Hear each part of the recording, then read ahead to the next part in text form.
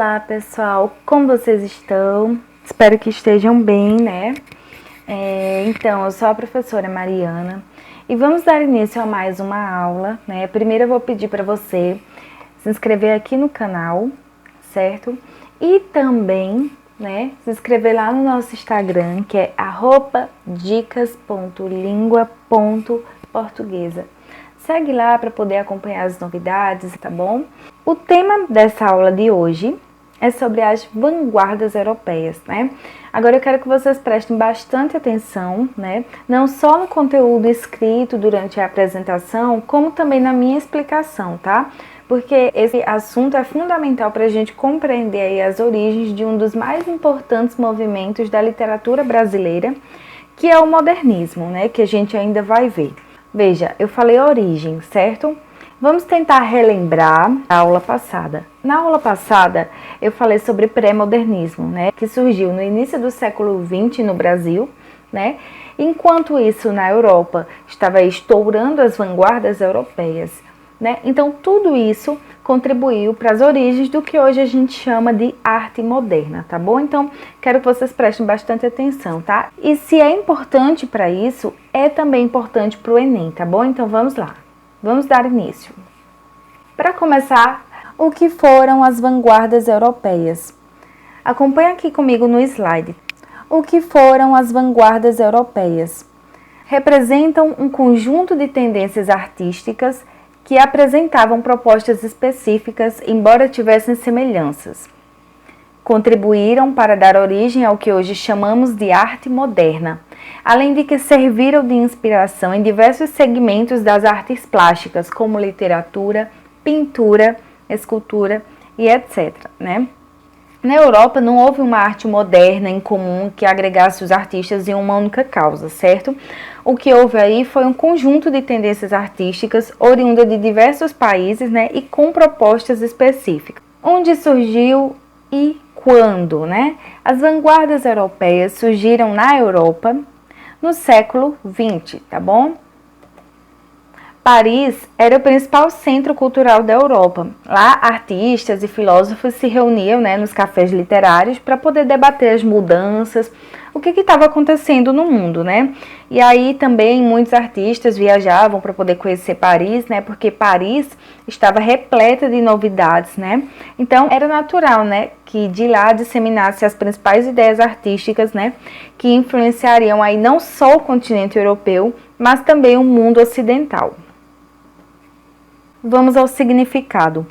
A palavra vanguarda surgiu do termo francês, né? E significa guarda avançada ou o que marcha à frente, né? Olha, vanguarda é o nome dado às tropas militares que vão à frente, né? Aqueles que são os primeiros. Então, a palavra vanguarda é usada metaforicamente, né? Que pressupõe nesse contexto ser um movimento pioneiro das artes, né? Justamente porque essas correntes antecipavam aí o futuro com as suas ideias inovadoras e nada convencionais. Objetivo. Qual era o objetivo das vanguardas europeias? Bom, então, de cara, a renovação da arte tradicional, tá? Eles queriam mesmo inovar, introduzir na arte o sentimento de libertação, de inovação, de subjetividade, né? E até mesmo um pouco de racionalismo, né? Então, eles queriam isso, romper com todas as tradições anteriores, né? E criar uma arte completamente nova, tá? Inovar, romper, criar. Aqui, o olhar do artista era direcionado para o futuro. Contexto histórico, né? Acompanha aqui comigo na tela, tá? Revolução Industrial e Primeira Guerra Mundial. Nota que estava acontecendo muita coisa, né? As vanguardas europeias surgiram em um contexto extremamente conturbado. Nos primeiros anos aí do século XX, a sociedade enfrentava várias mudanças, né? Com a Revolução Industrial e também com a Primeira Guerra, né? e aí a população ainda estava se acostumando com os processos de industrialização, tá? Aqui ocorreu o advento do telefone, do cinema, do automóvel, avião, né? As descobertas científicas também, né? As descobertas de novas doenças, estrutura do vírus, da bactéria, né? Einstein publicava aí a sua teoria da relatividade e Freud criava a psicanálise, né? Então, nota, estava acontecendo muita coisa, tá? Inclusive, a Primeira Guerra Mundial deixava a sociedade em um constante estado de incerteza, de medo, de angústia, né? E diante dessa situação, os artistas da época queriam demonstrar isso aí através das suas obras. Demonstrar o quê? A real situação vivida por o povo. Características.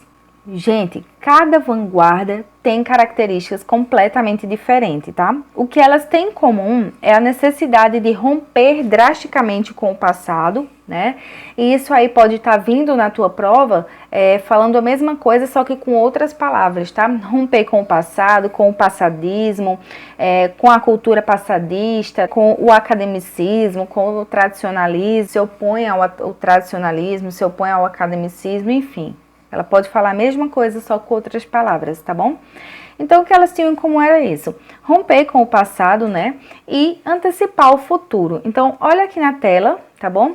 Ruptura com o senso estético da época, luta pela liberdade de expressão, transformação da forma, valorização da ordem, harmonia, sobriedade, equilíbrio das formas, novas formas de pensar, adoção dos projetos inovadores e experimentais e também mimesis. Aí é um padrão estético que reinou durante séculos, né? E que significa cópia exata do real. O artista reproduzia aquilo que se via, tá? Aqui os artistas se aproveitavam também da capacidade que eles tinham, né, de influenciar a sociedade para despertar aí novas maneiras de refletir sobre a vida. Só que, como tudo que é novo nem sempre é bem recebido, e o povo começava a se chocar com as novidades, né? Agora eu quero que vocês prestem bastante atenção nesse tópico aqui, sobre as 5 principais correntes vanguardistas. Vamos lá. Como eu falei antes, cada uma delas apresenta características específicas. Foram extremamente radicais e juntos esses movimentos influenciaram a arte moderna mundial, desde a pintura, a escultura, a arquitetura, literatura, cinema, teatro, música. Eles influenciaram tudo, tá? Vamos começar com a número 1. Futurismo, arte em movimento. Eu quero que você preste atenção nas palavras que estão em negrito, tá bom? Origem italiana, primeira corrente vanguardista. As obras valorizavam a guerra, as máquinas, a velocidade do progresso. Principal representante, nós vamos ter aí, né, Filippo Marinetti, do Manifesto Futurista, tá? Gente, o futurismo surgiu em um período em que a Europa vivenciava aí os impactos provocados pela Revolução Industrial, né? Por isso que eles davam o maior valor às máquinas e às novas tecnologias, certo? E tudo que remetesse à modernidade deveria ser usado nas suas obras, né? Nas obras de arte, como por exemplo a eletricidade, automóvel, avião, velocidade, máquinas, né? Enfim, tudo isso, tá? Mostrando aí o fascínio que os futuristas tinham pela violência, pela guerra, pela tecnologia, a modernidade, né? Embora a área de maior penetração do futurismo tenha sido na literatura, o movimento também encontrou espaço nas pinturas, nas esculturas, tá bom? E nas telas futuristas, né, são como elementos que sugerem aí a velocidade e a mecanização da vida moderna, né? Então, o futurismo nega totalmente o passado, tá? A gente pode acompanhar aqui nessa figura, velocidade do automóvel, né? Onde a gente consegue perceber aqui o dinamismo, né, do automóvel. Essa tela é de Giacomo Balla e mais outra aqui também do próprio Giacomo Balla, tá bom? E essa outra tela de Giacomo Balla também, ela vai mostrar aí a senhora passeando com seu cachorro, né? E a gente consegue perceber nessa tela diversas pinceladas, né, que nos dão aí a sensação de movimento, tanto da senhora quanto do cachorro. Então é isso, o futurismo tem essa questão da exaltação da vida moderna, da destruição do passado, né, e do academicismo. Nós temos uma imagem do jornal Le Figaro, né, que apresenta aí trechos do manifesto futurista, né, para você entender de fato a essência dessa corrente vanguardista. E eu vou mostrar para vocês alguns trechos, né, desse manifesto futurista. O manifesto futurista foi escrito por Filippo Marinetti, né, que lançou mais de 30 manifestos. Então vamos prestar atenção aqui nessas palavras também que estão em negrito. A coragem, a audácia e a revolta serão elementos essenciais na nossa poesia. Até agora, a literatura refletiu a imobilidade melancólica, o êxtase e o sono. Nós queremos exaltar o movimento agressivo, a insônia febril, a corrida, o salto mortal, o soco e o tapa. Declaramos que o esplendor do mundo se enriqueceu de uma nova beleza, a beleza da velocidade, um automóvel de corrida cuja carroceria é adornada por grandes tubulações como serpentes de alento explosivo. Um automóvel que ruge, que parece correr acima da metralha, é mais belo do que a vitória de Samotrácia. Só há beleza na luta, não existe obra mestra sem um caráter agressivo. A poesia deve ser um ataque violento contra as forças desconhecidas para fazer com que se prostrem diante do homem. Queremos glorificar a guerra, a única higiene do mundo, o militarismo, o patriotismo, o gesto destruidor das anarquistas, as belas ideias pelas quais se morre e o desprezo pela mulher. Queremos demolir os museus, as bibliotecas, combater o moralismo, o feminismo e todas as covardias oportunistas e utilitárias, né? Então nós temos aqui palavras bem fortes, né? Que entoam revolta, que entoam agressividade, né? E como vocês viram aí, essas palavras que estão em negrito, né? Ela descreve bem o que é o movimento futurista, tá bom? Essa questão aí da agressividade, da velocidade, da revolta. Você percebe aqui a ideia de destruir, né? Para poder construir algo novo. Essa era a proposta futurista, tá? Gente, na literatura há um aspecto interessante, né? Que é a ausência da pontuação, que ela é inclusive de forma proposital, tá? Por quê? Para poder dar ideia de velocidade no texto, né? Porque é isso que os futuristas exaltavam, né? A velocidade. Temos aqui uma questão do Enem, tá? Do ano de 2019, questão 40 do caderno azul. Vamos ao texto. Vamos ao enunciado. O documento de Marinetti, de 1909, propõe os referenciais estéticos do futurismo que valorizam Olha, o documento de Marinetti, de 1909, foi exatamente esse manifesto futurista, né, que a gente acabou de ler, tá? Então, valorizavam o quê? Composição estática, inovação tecnológica, suspensão do tempo, retomada do helenismo, manutenção das tradições. Dá uma pausa, pensa aí e responde. Gente, a resposta é a letra B, né? Inovação tecnológica. É isso que os futuristas exaltavam, a questão da inovação tecnológica. Então vamos para o próximo, né? Cubismo, a simultaneidade de perspectivas. Vamos lá. Preste atenção nas palavras em negrito e acompanhe aqui comigo no slide. Pautado na geometrização das formas, as obras promoviam fragmentação e decomposição das figuras, visualização simultânea de diversas perspectivas de uma mesma imagem. Teve fim em 1914, desenvolveu-se principalmente no campo da pintura e Pablo Picasso está aí entre os principais representantes do cubismo, tá bom? Então, os artistas do cubismo usavam em suas obras formas geométricas, né, representadas na maioria das vezes em formas de cubos e cilindros. O movimento rompeu aí com os padrões estéticos existentes do século anterior, que prezava pela perfeição das formas. Os formatos embasados, né, nessa geometria possibilitam ao espectador uma visualização da imagem, né, em diferentes ângulos. Aqui no cubismo, essa questão dos formatos embasados na geometria possibilita aí que o objeto possa ser visto por ângulos diferentes, tá bom? E olha que interessante a origem do cubismo. Tem origem em 1907, com uma exposição em Paris de Pablo Picasso. Lá ele apresentou a sua principal obra, uma obra muito importante, né? Que foi a obra inaugural do movimento, que foi As Senhoras de Avignon, como vocês podem acompanhar aqui nessa figura, né? Nesse quadro é possível a gente perceber aí a figura de várias mulheres representadas em ângulos retos, figuras geométricas, e algumas no rosto têm a representação de máscaras africanas, né? Já que nesse momento Picasso estava interessado pela arte africana, tá bom? E no Brasil, a influência dessa vanguarda aparece na obra de diversos autores, né? Observe como ela está presente nesse poema a seguir aí de Oswald de Andrade. Hípica. Saltos recordes, cavalos da penha, correm Jaques e Higienópolis, os magnatas, as meninas e a orquestra toca chá. Essa composição do poema é claramente cubista. Ele retrata o ambiente de uma corrida de cavalos da hípica, né? E o eu lírico promove uma sobreposição de imagens, né? Deslocam o olhar do leitor da pista, onde estão os cavalos, para o público, né? Que está entretido na orquestra. E o resultado é uma imagem multifacetada, composta de fragmentos de diferentes planos da realidade, né? Então ele consegue fragmentar tanto na tela também quanto na literatura, certo?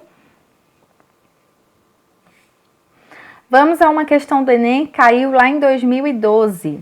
O quadro das Damas de Avignon, que foi esse aqui que a gente viu, tá? Este quadro aqui, né? De Pablo Picasso, representa o rompimento com a estética clássica e a revolução da arte no início do século XX. Essa nova tendência se caracteriza pela... Vamos lá, dá pausa aí e responde você.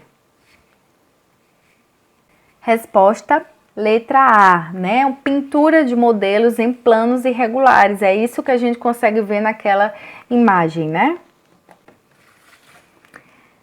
Vamos à próxima, que é expressionismo. Expressionismo, né? Liberdade na expressão do mundo interior. Acompanha comigo aqui no slide. Valorizava a subjetividade. Oposição ao impressionismo. Surgiu na Alemanha, movimento artístico calcado nas expressões das emoções e sentimentos, né? Caráter subjetivo, irracional, pessimista e trágico. Influenciado pela Primeira Guerra Mundial, esse movimento dava ênfase ao lado sombrio da humanidade. Os rostos humanos eram sempre marcados pelo medo, pela angústia.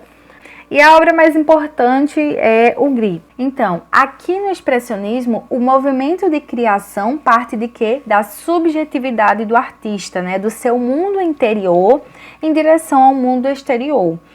Durante e depois também da guerra, né? O expressionismo assumiu um caráter mais social e combativo. Denunciava aí os horrores da guerra e as condições de vida desumanas, né, das pessoas. Influenciou também no cinema filmes como, por exemplo, O Gabinete do Dr. Caligari, de 1920, Nosferatu, de 1922, Metrópolis, de 1927 e, posteriormente, Drácula e Frankenstein, os dois de 1931. Certamente você já se deparou com essa máscara em algum filme, né? Lembra daquele filme? Aquele filme de terror, Pânico, né? Essa máscara, ela foi inspirada em um quadro muito famoso do expressionismo, tá? Que foi esse aqui, O Grito, né? De Munch, tá? De 1893. Nesse quadro é possível a gente perceber aí cores fortes, cores sombrias, né? A utilização de cores fortes. Essa mão no rosto, esse ar de espanto, de desespero, né? O Munch gostava de retratar as pessoas, os sentimentos, né? As angústias vividas por elas, né? E também há um outro quadro expressionista, certo? Esse aqui também bem conhecido, A Noite Estrelada, né? Que é um quadro de Van Gogh, né? Van Gogh, pintor, que foi internado inclusive por vontade própria, né, em um sanatório lá na França. E essa vista aí era a vista do seu dormitório. Ele contemplava aí o início da manhã, o término da madrugada e o início da manhã. Então por isso que se chama A Noite Estrelada. Então o expressionismo é isso, é a arte mais dramática. O artista coloca na tela aquilo que ele sente, né? E as cores fortes, essas imagens distorcidas, né, eram usadas com muita emoção e agressividade. Acompanha comigo aqui no slide. Essa literatura fez questão de mostrar a derrota do mundo burguês e do capitalismo. O universo estava em crise por causa da guerra e o ser humano era simplesmente impotente em face dessa situação. Todos estavam presos em um mundo sem alma, né? É isso que mostra naquela figura, como se as pessoas ficassem angustiadas, com medo, né? Como se elas não tivessem alma. As obras traduziam as vivências humanas de uma forma negativa, né? Em que o mundo era descrito aí de forma distorcida. Veja como Mário de Andrade transmitiu as ideias expressionistas em sua obra Amar, verbo intransitivo. Preste atenção. A luz delirava, apressada a um vago aviso de tarde. Era tal e tanta que embaçava de ouro a amplidão. Se via tudo longe, num halo que divinizava e afastava as coisas mais. Lassitude, no quiriri tecido de ruidinhos abafados, a cidade se movia pesada, lerda. O mar parara azul. Baixo dos verdes fundos das montanhas, uma evaporação rojava. O escuro das grotas e o corcovado, ver um morubixaba pachorrento, pitava as nuvens que o sol lhe acendia no derrame. Então você percebe aqui, nesse pequeno poema de Mário de Andrade, características do expressionismo, essa angústia, esse entardecer. Vamos a uma questão, essa questão aí é da UPE de 2014, tá? Observe essa imagem. Ela retrata uma das mais destacadas produções do expressionismo alemão nas primeiras décadas do século XX. Sobre esse movimento artístico, não é correto afirmar. Ele quer saber o quê? O que não é correto afirmar. Vamos às alternativas. Dá pausa aí e vê se você consegue identificar aquela que não é correto afirmar sobre o expressionismo. A resposta aqui é a letra B, né? Teve como principal influência o movimento operário. A principal influência aqui não é o movimento operário, mas sim a angústia de todos os seres humanos. E ele não especifica aí nenhuma classe, tá? Então, não é o operário, não é o movimento operário, e sim a angústia, tá bom? Vamos à próxima. Dadaísmo, a anti-arte. Preste atenção comigo, vamos aqui à tela do slide. Movimento ilógico, encabeçado por Tristan Tzara, surgiu em 1916, durante a Primeira Guerra Mundial. Entoa revolta, agressividade e indignação. Principais características: a espontaneidade da arte pautada na liberdade de expressão, no absurdo e na irracionalidade. E no âmbito da literatura, o movimento dadaísta se caracteriza pelo improviso, pela desordem das palavras, pela incoerência, pela agressividade verbal, pela quebra da lógica, pela negação das formas verbais, pela negação das formas da produção poética, do rima, ritmo, e pela criação de neologismos através da sonoridade. Gente, o dadaísmo surgiu na Suíça no contexto da Primeira Guerra Mundial. O contexto é Cabaret Voltaire. Lá, os artistas, filósofos e escritores refugiaram-se da guerra e foi assim que surgiu o dadaísmo.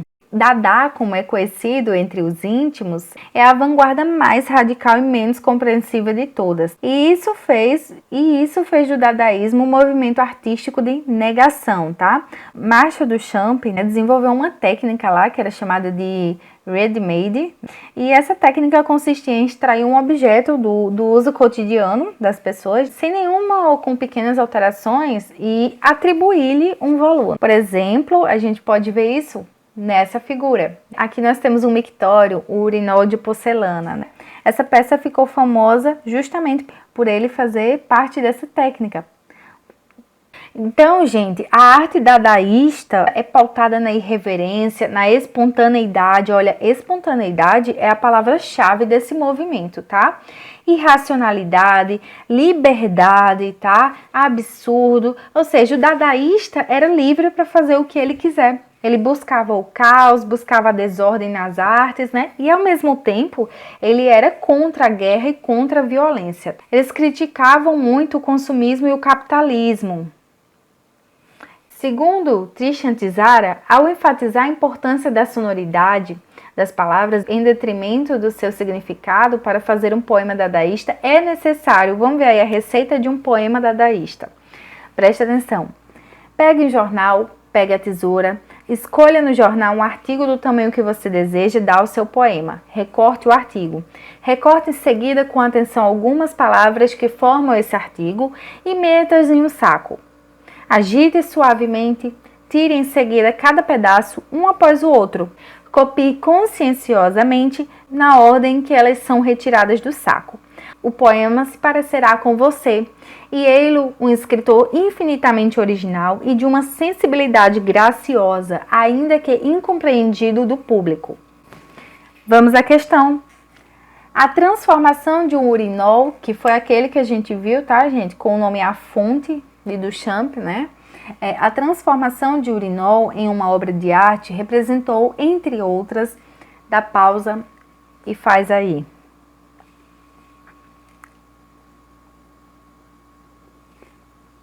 A resposta é letra A, né? A alteração do sentido de um objeto do cotidiano e uma crítica às convenções artísticas então vigentes. Era exatamente isso. Essa peça, ela ficou famosa porque simbolizava a quebra com a arte tradicional. É aquilo que eu falei, ele retira o objeto do seu ambiente natural e dá a ele um novo significado, uma nova roupagem, né, ao seu contexto inicial ali. A quinta e última vanguarda que a gente vai ver é a do surrealismo, o combate à razão. Surgiu em Paris na década de 1920, liderado pelo artista André Breton. Pautado no subconsciente, esse movimento era caracterizado por uma arte impulsiva, fantástica e onírica dos sonhos, né? Principais características: influência da psicanálise, valorização dos sonhos e imagens inconscientes na elaboração de obras de arte, arte sem relação com a lógica e com a razão, tá? Aqui, entre os principais artistas plásticos na Europa, Salvador Dalí, René Magritte, tá? No México, a Frida Kahlo e no Brasil, Oswald de Andrade e os artistas plásticos Tarsila do Amaral, Ismael Nery e Cícero Dias. Então, o surrealismo surgiu em Paris, né, no início do século XX. E é um movimento de resposta ao racionalismo e ao materialismo vigente naquele período. Aqui a palavra principal é liberdade de expressão, tá? Esse movimento do surrealismo, ele teve início a partir da publicação do Manifesto do Surrealismo de Breton, que inclusive ele foi psicanalista, né, e ele procurava unir a arte com a psicanálise. Aqui, o artista põe na tela ou no papel os desejos interiores mais profundos, sem se importar aí com a coerência, com o significado, com a adequação, né? Na literatura, esse procedimento recebeu o nome de escrita automática, tá? Aqui, o sonho na concepção de Freud é a manifestação das zonas ocultas da mente, o inconsciente e o subconsciente, né? Então, aqui vai aparecer algumas imagens bizarras, mas ali ele está retratando algo que estava no seu inconsciente. Essa tela aqui, né, de Salvador Dalí, ele falava que fazia fotografias de sonhos pintadas à mão. A persistência da memória de 1931, né, que é dele, a gente consegue observar aí um ambiente árido, um ambiente desértico, né? A gente consegue ver aí uns relógios como se eles estivessem derretendo. Por quê? Porque não existe a certeza, não existe a concretude. Então, surrealismo é isso, é a representação da realidade, né? Até mesmo do inconsciente. Nós temos aqui esse exemplo de produção de Murilo Mendes, estudo número 6, tá? Olha só, preste atenção aqui comigo. Tua cabeça é uma dália gigante que se desfolha nos meus braços. Nas tuas unhas se escondem algas vermelhas, e é da árvore de tuas pestanas nascem luzes atraídas pelas abelhas. Caminharei esta manhã para os teus seios, virei ciumento do orvalho da madrugada, do tecelão que cede o fio, né, para o teu vestido. Virei tendo aplacado uma a uma as estrelas. E depois de rolarmos pela escadaria de tapetes submarinos, voltaremos deixando madréporas e conchas, obedecendo aos sinais percursores da morte, para a grande pedra que as idades balançavam à beira-nuvem. Murilo Mendes. Então, neste poema, né, a combinação de imagens insólitas torna a linguagem altamente simbólica, fazendo de Murilo Mendes um herdeiro aí das conquistas surrealistas, né? A gente consegue ver nesse poema de Murilo Mendes descrição como se fosse sonho. Então, gente, aqui no final eu coloquei algumas questões, tá?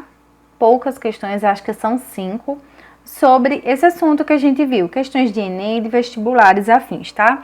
Vamos começar com essa aqui, 2017, tá? E venham então os alegres incendiários de dedos carbonizados. Vamos, até em fogo as estantes das bibliotecas, desviem o curso dos canais para inundar os museus, empunhem as picaretas, os machados, os martelos e deitem abaixo sem piedade cidades veneradas, né? De cara a gente consegue ver aqui o futurismo, né? Isso aqui faz parte do Manifesto Futurista, né? Lá do Filippo Marinetti, tá? Que princípio marcante do futurismo é comum a várias correntes artísticas e culturais das primeiras 3 décadas do século XX, está destacada no texto. Qual aí que está destacada no texto? Pausa para você responder. Resposta, letra C. A modernidade é a superação decisiva da história, né?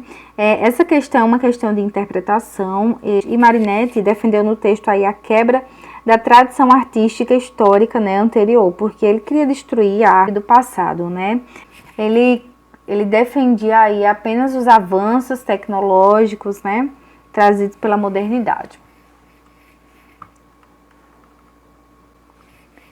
O movimento artístico denominado cubismo desenvolveu-se na primeira década do século XX, liderado pelo espanhol Pablo Picasso e pelo francês Georges Braque. A partir da figura acima, que está ao lado, né, assinale a opção correta com relação às características desse movimento, tá? Pausa para você responder. A resposta aqui é a letra D. As obras desse movimento, do cubismo, elas são marcadas pela decomposição e geometrização das formas naturais, tá? Resposta, letra D. Sobre as vanguardas europeias, é correto afirmar, exceto, olha só, menos qual, né? Todas estão certas, menos qual. Vamos lá. Entre suas principais manifestações estão o cubismo, futurismo, expressionismo, dadaísmo e surrealismo, todos surgidos na Europa durante o início do século XX, certíssimo, né? As tendências artísticas, as tendências literárias que compuseram as vanguardas europeias estavam unidas por um único projeto artístico, cuja proposta era de se retomar os ideais clássicos na arte e da literatura. As vanguardas europeias influenciaram as artes no mundo ocidental de maneira contundente. No Brasil, as inovações nas artes e na literatura ficaram conhecidas como modernismo, ok, né? A palavra vanguarda tem origem no francês, que significa o que marcha à frente, ou seja, as correntes da vanguarda antecipavam o futuro com as suas práticas artísticas inovadoras e nada convencionais. Não havia um projeto artístico em comum que agregasse os artistas da vanguarda em torno de uma única proposta, né? Contudo, estavam unidos de uma mesma causa, o de inovar as artes e romper com os padrões clássicos vigentes. Tá na cara aqui que a resposta é letra B, certo? Vamos para o próximo.